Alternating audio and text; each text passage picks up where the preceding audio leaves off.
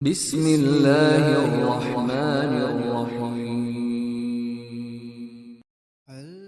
حضرت ابو ہریرہ رضی اللہ تعالیٰ عنہ سے روایت ہے کہ رسول کریم صلی اللہ علیہ وآلہ وسلم ایک مرتبہ رفع حاجت کے لیے تشریف لے گئے۔ آپ کی عادت مبارکہ تھی کہ آپ چلتے وقت ادھر ادھر نہیں دیکھا کرتے تھے، تو میں آپ کے پیچھے پیچھے آپ کے قریب پہنچ گیا۔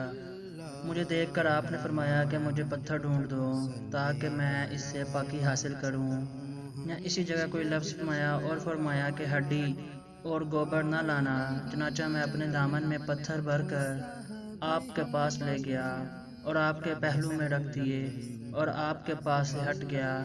جب آپ قضائے حاجت سے فارغ ہوئے تو آپ نے پتھروں سے استنجا کیا۔ صحیح بخاری حدیث نمبر 155۔ وصحبہ